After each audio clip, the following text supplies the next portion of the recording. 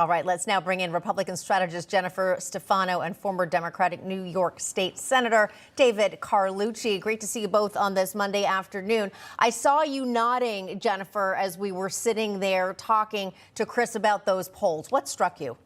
I think at this point, to look at any national polling, it no longer really tells you what's happening, because you now have to be polling for likely voters. We can now get a sense of who is actually going to vote, not just who's registered to vote. And these polls can become more precise and more accurate if they're confined to a region, to the state. So I think that's what really matters, is who is likely to vote and what do those likely voters say they're going to do. So I know in Pennsylvania, those voters are trending towards Trump. Well, let's listen to Senator John Fetterman talk about Pennsylvania. Right on cue there. Let's listen.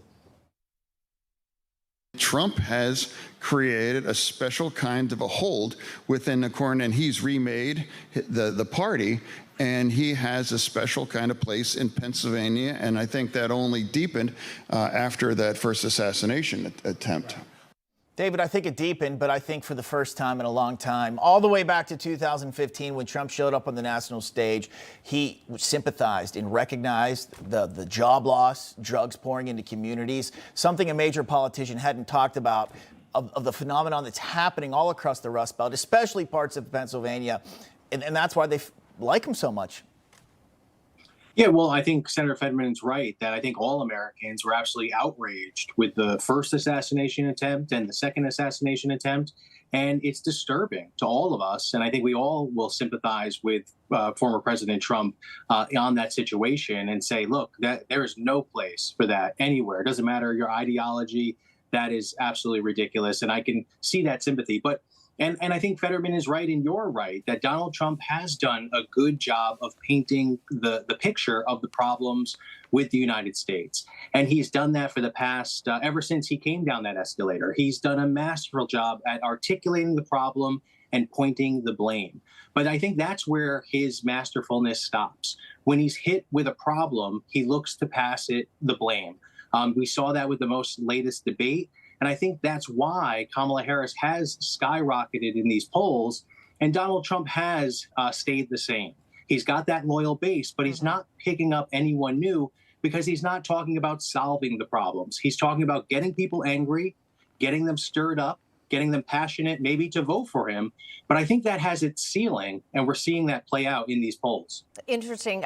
Jennifer, I want to get to this because we're talking about Kamala Harris wanting another debate. She tweeted that out. Donald Trump had said, no, thanks, I'm done with debates for this election season. But we also know Kamala Harris, it is now 64 days she has gone without a solo news conference. So she seems to always be hiding behind something where it can be a controlled discussion concept. Well, most people still have absolutely no idea, not just what she's going to do if she is elected, but how she's going to do it. That's right. And I think she has refused to come out and talk to the American people, and they know it. Look, my esteemed colleague here that just spoke, Donald Trump is not making people angry or whipping up their passion. People are angry and they are passionate because their lives have been torn asunder over the last 4 years. Life has gotten harder. They have suffered more pain. Immigration, illegal immigration is out of control. It's harming their communities. And he's the only one speaking to the pain. He is not passing the buck. He's pointing to how the problem happened and being very clear on how he's going to fix it. As to where Kamala Harris just continues to hide, and what is she running on? What was the governor of Pennsylvania just out with her on? Abortion. That is not a central issue to people's life. Some people, college-educated women, might really care about it, but everybody else. Yeah, and interesting also on that note, we are learning that both campaigns are in talks with 60 Minutes on CBS to do a piece. So again, we'll see how that goes with both campaigns. But I'm hearing that that might be coming up pretty quickly for the former president. So we will see potentially the first week of October. Could be a big one. Big. That's right. Jennifer Stefano, David Carlucci, thanks so much.